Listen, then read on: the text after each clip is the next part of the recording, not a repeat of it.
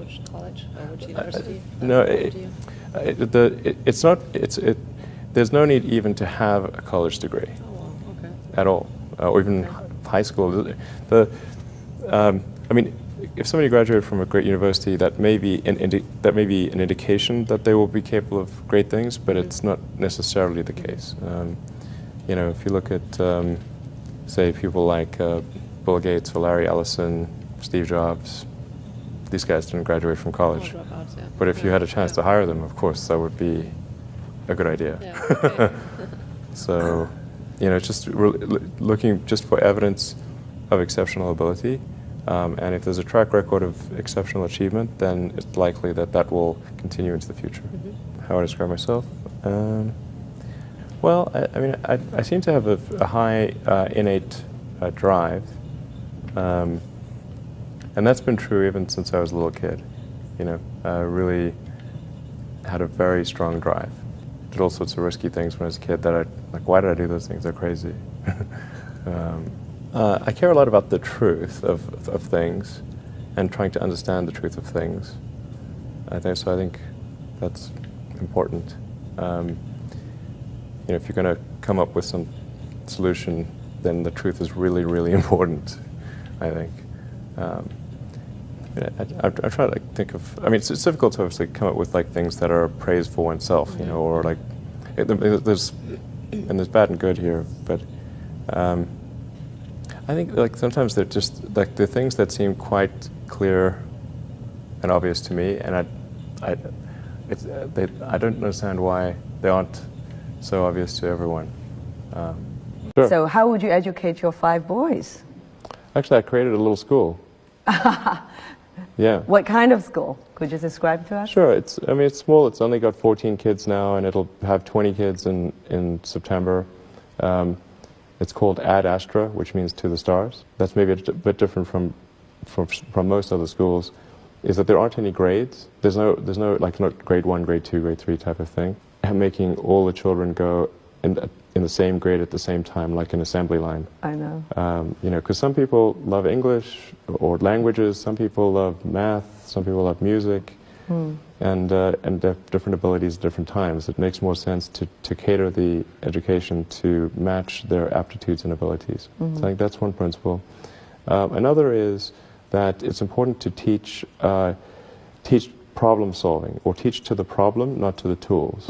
So this would be like, let's say you're trying to teach people about how engines work, or you know, you could start by a more traditional approach would be to say, well, we're going to teach you all about screwdrivers and wrenches, and you're going to have a course on screwdrivers, a course on wrenches, and all these things. And this is a very difficult way to do it. A much better way would be like, here's the engine. Now let's take it apart. How are we going to take it apart? Oh, you need a screwdriver. That's what the screwdriver is for. You need a wrench. That's what the wrench is for. And then a very important thing happens, which is that the relevance of the tools becomes apparent.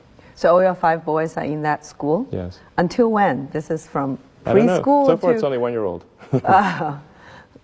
They like it. They like it? Yeah. And you want to keep them away from regular schools? No, I just didn't see that the regular schools, they weren't doing the things that I thought should be done. Like, you know, those 2 principles, they weren't adhering to those principles. So I thought, well, let's see what we can do. Maybe creating a school will be better. And I actually hired a teacher from the school they were at, who also agreed with me that there was a better way to do it. Have they surprised you in a way of their innovative thinking? Yeah, it seems to be going pretty well. I mean, the kids really love going to school. I think that's a good sign. You know, I mean, I hated going to school when I was a kid. It was torture. So the fact that they actually think vacations are too long, like they want to go back to school. Wow. Yeah, exactly. That's weird. I know. Age or people like that, what is it you have in common with them? Well, I mean, those are pretty different personalities, you know, between Gates and Jobs and Ellison. Business and success? I think you know, all 3 of those were technologists, but with different types of skills. You know, Jobs was obviously very good with aesthetics, and you know, he understood technology, of course, and he really understood what people wanted even when they didn't know themselves. And he was not afraid to break boundaries. But like say, like Gates would probably be better at sort of raw engineering and technology than Jobs, but not as good on aesthetics. But I mean, for all of these guys, they're obviously very driven, and they're very talented, and they're able to attract great people to build a company. But I mean, the ability to attract and motivate great people is critical to the success of a company, because a company is it's a group of people that are assembled to create a product or service. That's the purpose of a company. People sometimes forget this elementary truth, and so if you're able to get great people to join the company and work together towards a common goal, and you sort of have a relentless sense of perfection about that goal, then you will end up with a great product. And if you have a great product, lots of people will buy it, and then the company will be successful. Yeah. But really, it's pretty straightforward, really. I mean, yeah, that's the reason for it. I wouldn't say I'm fearless. In fact, I think I feel fear quite strongly. But if what we're doing is what I'm doing is I think is important enough, then I just override the fear. Mm-hmm. So, but it's not as though I feel it like more strongly than I would like. And in which areas would you never go full risk if you still are fearful? Well, it really depends on the stakes. If the stakes are high, if it's really important, then I will overcome the fear and just do it anyway. Mm-hmm. But essentially, I mean, drive overrides fear, but I feel the fear. It's kind of annoying. I wish I didn't. Okay. I wish I felt it less. Uh-huh. So, yeah. All these introspective questions are interesting. I don't get asked these very often. And then, like, I'm trying to think, like, what is like an accurate reply? And some of these, it's hard to evaluate yourself on these things. Mm-hmm. Which company you founded was the most risky at the start? Well, probably SpaceX. I thought it had the lowest chance of success. I mean, I thought both Tesla and SpaceX would fail at the beginning. You thought? Yeah, So? sure. Really? Of course. But nevertheless, you put all your money in that, in both. I expected to lose it. Well, technically, what I thought was, well, I'll take half the money from PayPal, and if I lose half of it, that's okay. But then, of course, the companies encounter difficulties, and then I have a choice of either let the company die or put all the money into the companies. And so I really didn't want the companies to die, so I put all the money in the companies.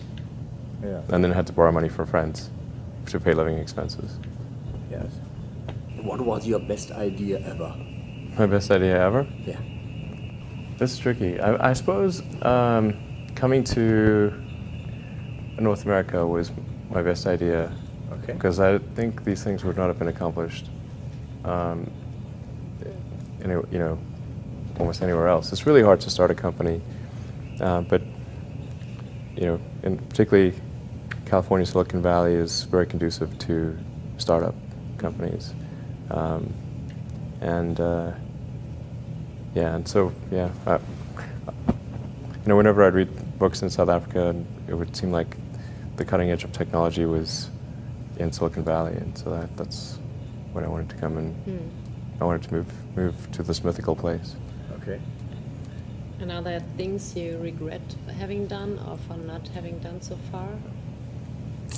Well, there's lots of things that when life is short, and there's lots of things that could be done that one can't necessarily do. And these really are introspective questions. I think, I mean, overall, I think I'm pretty happy with what you know, where things are. It's hard not to be, honestly. Yeah. You know, I'd be, yeah. Yeah, things are in a good place right now, and I mean, I'd like to, looking ahead, I'd like to see humanity